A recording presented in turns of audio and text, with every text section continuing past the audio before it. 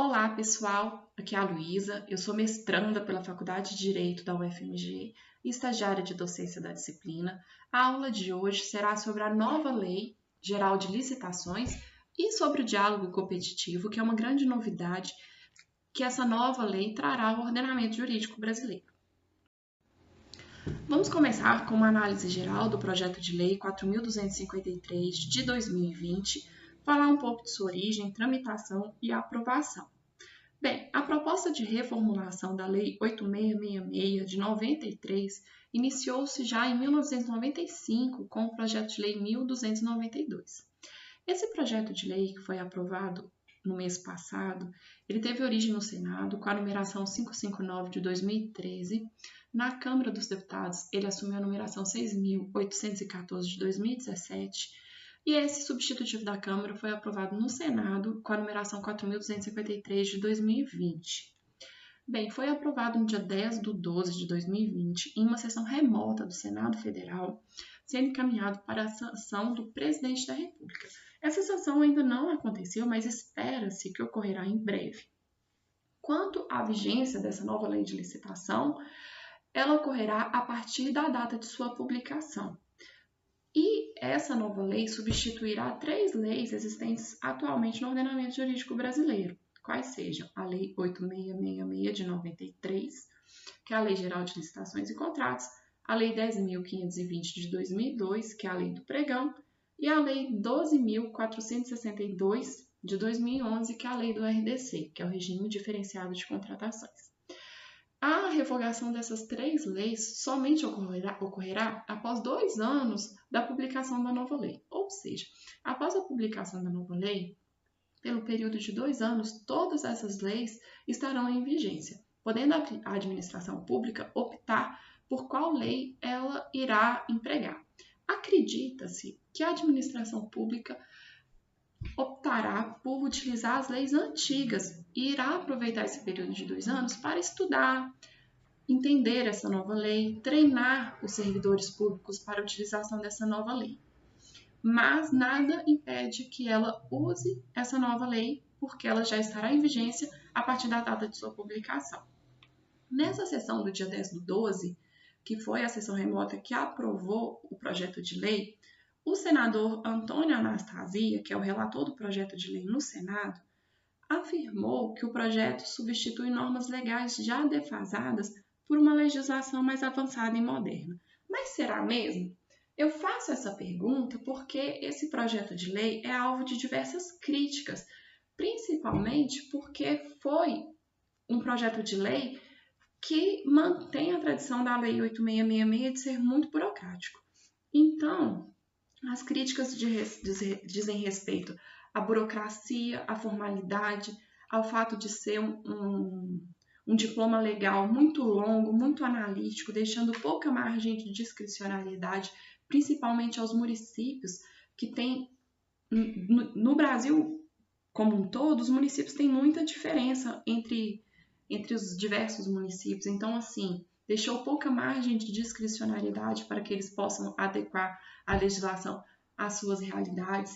Também essa legislação parte de uma premissa de desconfiança, até mesmo porque foram diversos os casos de corrupção existentes em licitações, né? E também esse diploma legal é pouco inovador quanto aos instrumentos e mecanismos de contratação. No entanto, apesar das críticas, esse projeto de lei também recebe vários elogios e podemos destacar como aspectos positivos o fato de ter sido um amadurecimento e aprimoramento da lei, já que foi objeto de diversas discussões. Observa que o projeto de lei iniciou-se em 2013, né? Ele foi alvo de diversas discussões já. Ele harmoniza a legislação, que tem legislações passadas no ordenamento jurídico, então ele harmoniza, traz tudo na mesma lei. Ele assimila avanços já experimentados na prática administrativa, aprimora a gestão administrativa, a governança, a transparência, e também inclui mecanismos de controle, também mecanismos advindos de ordenamentos jurídicos de outros países, como é o caso do diálogo competitivo. Agora, vou passar a destacar algumas novidades da lei de licitação nova e não pretendo aqui aprofundar quanto à análise dos institutos. Eu pretendo aqui apenas mostrar as diferenças entre essa nova lei de licitação e o que já foi estudado em relação à Lei 8666. Bem, quanto ao âmbito de aplicação, a lei deixa claro que ela se aplica à administração pública direta, autárquica e fundacional de todos os entes da federação em relação ao Poder Judiciário, Executivo e Legislativo. E essa lei exclui expressamente as empresas estatais, já que elas possuem um diploma legal próprio, que é a Lei 13.303 de 2016. E a Lei 8666 não fazia essa exclusão expressa. Quanto aos princípios, essa nova lei traz outros princípios, além dos princípios já previstos na Lei 8666. Eu grifei aqui os novos princípios, com a observação de que o desenvolvimento nacional sustentável, na Lei 8666, não era princípio, mas ele já vinha como uma finalidade no mesmo artigo 3º, então não grifei. Observa que agora o LIMP consta integralmente dentro dos princípios da Lei de Licitação. Então, são os novos princípios: eficiência, interesse público, planejamento, transparência, eficácia, segregação de funções, motivação, segurança jurídica, razoabilidade, competitividade, proporcionalidade, celeridade e economicidade. Observe-se que a administração pública está preocupada com o resultado, com a eficiência, com a segurança, com a transparência. O que também pode ser observado nos objetivos. Bem, os objetivos da nova lei de licitação, eu cito aí no slide, e também destaco, grifado, as novidades. Grifo as novidades que vieram nessa nova lei de licitação. Os objetivos da licitação são as finalidades previstas no mesmo artigo 3º da Lei 8666. Bem, primeiramente, fala assegurar a seleção da proposta apta a gerar o resultado de contratação mais vantajoso. Observe-se que na Lei 8666, a intenção era a seleção da proposta mais vantajosa. Hoje, a lei deixa bem destacado que o que ela almeja é o resultado mais vantajoso. A Lei 8666 já previa assegurar o tratamento isonômico entre os licitantes e agora prevê a justa competição. Como novidade, evitar contratações com sobrepreço ou com preços manifestamente inexequíveis e superfaturamento na execução dos contratos e incentivar a inovação, que é uma novidade, e o desenvolvimento nacional sustentável, que já vinha na 8666. Quanto aos agentes públicos, a novidade é a criação do agente de contratação, que será designado entre os servidores públicos ou empregados públicos do quadros permanentes da administração pública. Esse agente de contratação, ele tem a função de tomar decisões, acompanhar o trâmite da licitação, dar impulso ao processo licitatório e executar qualquer outras atividades afins. A Lei 866 previa a existência de uma comissão permanente de licitação. E essa comissão acaba e entra a figura do agente de contratação. Devido à extinção dessa comissão, a nova lei prevê o auxílio de uma comissão de licitação. E, nesse caso, a comissão vai exercer o papel de assessoramento e não terá poder decisório. Ressalta que, no caso do diálogo competitivo, terá a obrigatoriedade de uma comissão, e nesse caso a comissão terá no mínimo 3 membros, mas no geral haverá apenas a figura do agente de contratação. Quanto à publicidade e transparência, a regra é que o processo licitatório seja eletrônico. E o processo eletrônico traz mais transparência, mais eficiência, mais celeridade, mas a lei deixa claro que pode sim haver o processo licitatório presencial mediante motivação. E por questões de segurança, nesse caso, a sessão deve ser registrada em ata e gravada mediante utilização de recursos tecnológicos de áudio e vídeo. Quanto à publicidade e sigilo, a regra é que os atos praticados sejam públicos, mas a lei prevê possibilidade de publicidade diferida, ou seja, a publicidade irá ocorrer sim, porém em um momento posterior. São duas as possibilidades de publicidade diferida. Quanto ao conteúdo da proposta, até a respectiva abertura, é o que a 8666 chamava de sigilo das propostas, e quanto ao orçamento da administração, desde que justificado. É um caso estratégico. A administração não irá divulgar o orçamento por questões estratégicas, mas ressalta-se que esse sigilo é ao público e não aos órgãos de controle. Esse sigilo do orçamento já existe no RDC, mas no caso do RDC ele é a regra, diferentemente dessa nova lei, que o sigilo é a exceção. Quanto às fases da licitação, como regra, o julgamento das propostas deve vir antes da habilitação, de forma similar ao que acontece no pregão. A lei do pregão já prevê o julgamento antes da habilitação. Mas a nova lei de licitação prevê uma inversão de fases mediante ato motivado, desde que previsto expressamente no edital de licitação.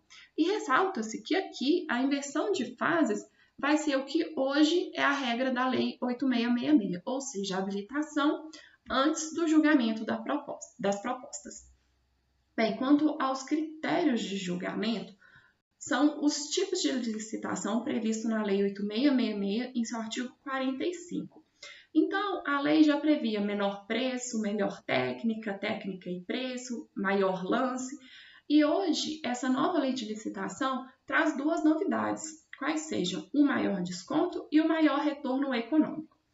O maior desconto, ele não era previsto na lei 8666, mas ele deriva dela e já era empregado na prática.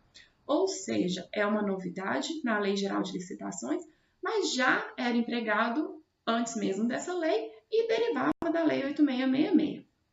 Quanto ao maior retorno econômico, trata-se de uma novidade na Lei Geral de Licitações, no entanto, já existe atualmente no ordenamento jurídico brasileiro, que são os contratos de eficiência, em que a remuneração é variável de acordo com a economia que a administração pública obtiver. Já quanto aos regimes de execução, a Lei 866 previa regimes de execução em seu artigo 6º. Ela previa a empreitada por preço global, empreitada por preço unitário, tarefa e empreitada integral. A nova lei traz duas novidades. A primeira novidade é novidade apenas em relação à Lei Geral de Licitações, que é a contratação integrada, porque ela já existe no regime diferenciado de contratação. O que é a contratação integrada? É um regime de contratação de obras e serviços de engenharia em que o contratado é responsável por elaborar e desenvolver os projetos básico e executivo, executar obras e serviços de engenharia, fornecer bens ou prestar serviços especiais e realizar montagem, teste, pré-operações e demais operações necessárias e suficientes para a entrega final do objeto. Nesse caso, nota-se que o particular é contratado sem que se tenha um projeto básico elaborado. A administração faz a licitação apenas com um anteprojeto de engenharia elaborado, e isso é alvo de críticas e também de apontamentos favoráveis. Destaca como aspecto favorável dessa contratação a vantajosidade econômica para a administração pública, a modernização, a celeridade, transferência de encargos e riscos ao particular e maior preocupação com os resultados alcançados. Mas critica-se e destacam-se como aspectos desfavoráveis a possibilidade de aumento de corrupção, a possibilidade de não se atingir a eficiência administrativa, a possibilidade de aumentar o prazo total da obra, a baixa definição do objeto pode ser prejudicial ao resultado alcançado, e também ao fato de que, como é uma licitação que abrange um objeto muito grande, poucas seriam as empresas aptas a concorrerem. Então, diminuiria a concorrência entre as empresas. Essas são algumas críticas que são feitas a esse regime de contratação já no RDC. Quanto ao fornecimento e prestação de serviço associado, é uma novidade e esse fornecimento e prestação de serviço associado trata-se de um regime de contratação em que, além do fornecimento do objeto, o contratado responsabiliza-se por sua operação, manutenção ou pelas duas coisas por um tempo determinado. Ao mesmo tempo, por um tempo determinado. Bem, quanto à contratação direta, são os casos já previstos na Lei 866 de inexigibilidade e dispensa de licitação. Bem, a inexigibilidade de licitação ocorre quando não há possibilidade de competição. E essa nova lei traz novas hipóteses de inexigibilidade de contratação, quais sejam o credenciamento, que já era uma realidade administrativa, mas não estava no rol das possibilidades de inexigibilidade de contratação. O que é o credenciamento? E por que o credenciamento não possibilita a competição? Porque a administração, quando ela quer fazer um credenciamento, ela não quer escolher um fornecedor, ela quer escolher todos os fornecedores que atinjam um pré-requisito estipulado. É o caso, por exemplo, das clínicas de exame de motorista, para tirar carteira de motorista. Em Belo Horizonte são diversas as clínicas credenciadas, o que é muito vantajoso, porque você pode ser atendido numa clínica perto de sua casa. Mas não seria vantajoso se a administração selecionasse apenas uma clínica para atender Belo Horizonte todo. Imagina quem mora num bairro mais afastado ter que ser atendido numa clínica no centro. Isso não é viável. Então, como não há essa competição para escolha da clínica, então é uma possibilidade de inexigência de licitação. Outra possibilidade, que aqui a nova lei faz uma correção de um equívoco da Lei 8666, é a aquisição ou locação de imóvel cuja características de instalação e de localização tornem necessária sua escolha.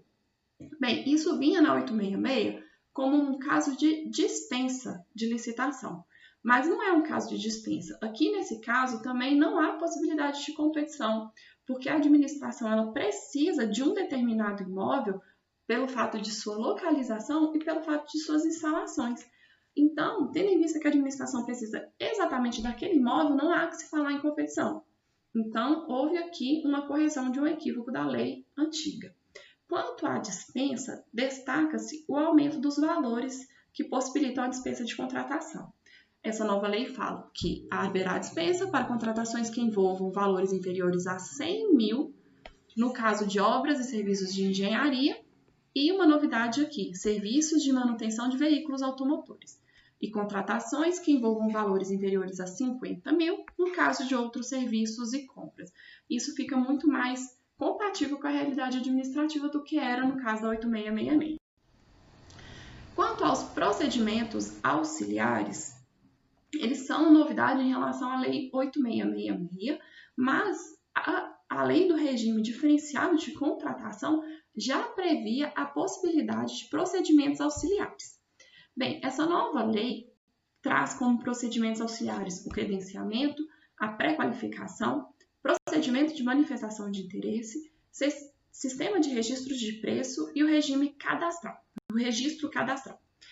Bem, o credenciamento, como eu já falei quando eu falei da hipótese de inexigência de licitação, o credenciamento é um processo administrativo de chamamento público em que a administração pública convoca interessados em prestar serviços ou fornecer bens para que, preenchidos os requisitos necessários, credenciem-se no órgão ou na entidade para executar o objeto quando convocados. Então, foi justamente o que eu falei. Nesse caso, não há competição. Todos os interessados que atingem os pré-requisitos podem se credenciar. A pré-qualificação é semelhante a um registro. É um procedimento seletivo prévio à licitação, convocado por meio de edital.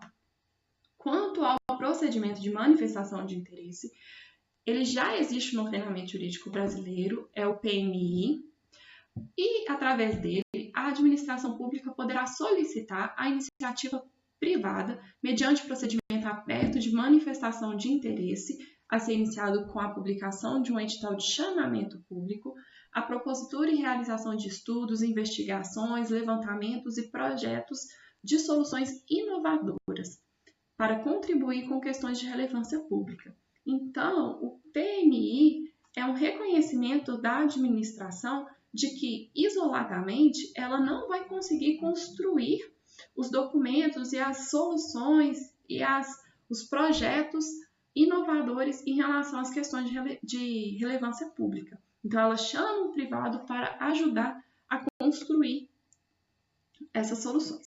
Quanto ao sistema de registro de preços, ele já existia no ordenamento jurídico brasileiro de forma dispersada e agora ele consta em um capítulo específico da Lei Geral de Licitações.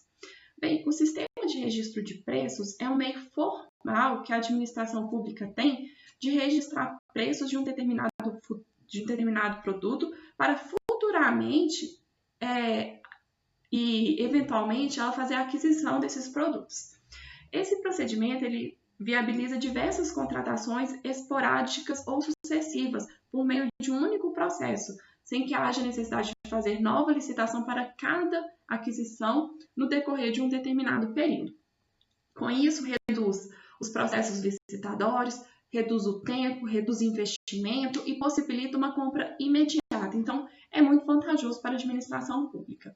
E, por fim, o registro cadastral, que ele serve para cadastrar possíveis fornecedores e ele usará o sistema de registro cadastral unificado disponível no Portal Nacional de Contratações Públicas. Bem, o Portal Nacional de Contratações Públicas é outra novidade que essa lei traz, que é um sítio eletrônico oficial e único para todo o Brasil. Ele foi criado, então, por essa nova lei e destina-se à divulgação centralizada e obrigatória dos dados exigidos nessa nova lei, bem como ele possibilita a realização facultativa das contratações pelos órgãos e entidades dos poderes executivo, legislativo e judiciário de todos os entes federativos. Quanto às modalidades de licitação, grande novidade aí, quanto à escolha da modalidade, é que agora a escolha da modalidade de licitação é pela natureza do objeto. Lembra que na Lei 8666, a escolha da modalidade de licitação era pelo valor estimado da contratação, e isso deixa de ser um critério para a definição dessa modalidade. Bem, o pregão agora, ele torna-se uma modalidade obrigatória, e a Lei 10.520 não estabelecia essa obrigatoriedade, e sim decretos. A concorrência agora ela é voltada para contratações de bens e serviços especiais e de bens e serviços comuns e especiais de engenharia. O concurso agora ele tem como critério de julgamento a melhor técnica ou conteúdo artístico. O leilão agora ele é para todas as alienações de bens, sejam eles móveis ou imóveis, não tendo mais limites de valores ou condicionantes, e o critério sempre será o maior lance. A grande inovação aqui é o diálogo competitivo. Bem, essas são as 5 modalidades de licitação da nova lei de licitações: o pregão, a concorrência, o concurso, o leilão e o diálogo competitivo. Deixam de existir, portanto, a tomada de preços, o convite e o RDC. O RDC ele deixa de existir com esse nome, mas ele foi incorporado dentro dessa nova lei. Quanto ao diálogo competitivo, ele é o objeto do meu mestrado. Eu estudo diálogo competitivo com vistas a implantá-lo aqui no Brasil.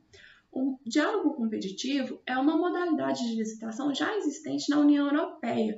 Ele é previsto em diretivas da União Europeia e é empregado em diversos países, inclusive alguns países com sucesso. Então, é justamente isso que eu pretendo estudar no mestrado, ver o que levou a ter sucesso em alguns países e tentar entender esse diálogo competitivo com a perspectiva de implantá-lo aqui no Brasil. Porque, assim, a importação de institutos jurídicos de outros países, ela deve ocorrer mediante estudo não somente do instituto jurídico a ser implantado, mas também de toda uma realidade jurídica que existe nesses países. E é isso que eu pretendo estudar e tentar entender como isso vai acontecer aqui no Brasil. Bem, o diálogo competitivo, através dele, a administração pública realiza diálogos com licitantes previamente selecionados, mediante critérios objetivos, com o intuito de desenvolver uma ou mais alternativas capazes de atender às suas necessidades, devendo os licitantes apresentar proposta final ao encerramento dos diálogos. Ou seja, a administração pública seleciona alguns particulares que tenham expertise no assunto para desenvolver soluções para suas necessidades. Nesse caso, a administração pública ela sabe o que ela precisa construir, no entanto, ela não sabe como chegar a esse objetivo que ela precisa alcançar. Então, ela chama o privado para, junto do privado, desenvolver alternativas capazes de atender às suas necessidades. E, pelo fato de ser um instituto que necessita dessa expertise do setor privado, ela é voltada somente para objetos que envolvem inovação tecnológica ou técnica, ou impossibilidade de órgão ou entidade ter sua necessidade satisfeita sem a adaptação de soluções disponíveis no mercado, ou impossibilidade de as especificações técnicas serem definidas com precisão suficiente pela administração pública. Então, percebe-se que esse instituto ele vai ser usado somente nos casos em que a administração visualiza que sozinha ela não é capaz de atingir a solução que ela almeja. Então, ela chama o privado para contribuir. E por ser um instituto em que existe uma maior participação de setores privados, também tem crítica, que pode ser um instituto que vai favorecer corrupção, que vai favorecer esse tipo de prática por ter maior participação do privado. Então, assim, são questões que precisam ser estudadas, questões que a gente precisa ver como que vai ser aplicado na prática, mas é um instituto muito interessante e tomara que dê muito certo aqui no Brasil, porque a administração dialógica, que é a administração que traz o privado para a proximidade dela, é muito interessante, que é um instituto que vem no sentido de flexibilização da administração pública e aí vamos ver como que ele vai pegar aqui no Brasil, mas são vários os estudos que existem a respeito dele, inclusive para quem tiver interesse, tem muita coisa sendo produzida a respeito, tá? Agora, aqui eu mostro as referências, algumas referências que eu usei para fazer essa aula, para quem tiver interesse em estudar mais sobre esse projeto de lei. Tem muito conteúdo já disponível na internet, tem muito texto, tem muito vídeo, inclusive. Então, fica a dica aí para quem tem interesse. Obrigado, pessoal. Até a próxima.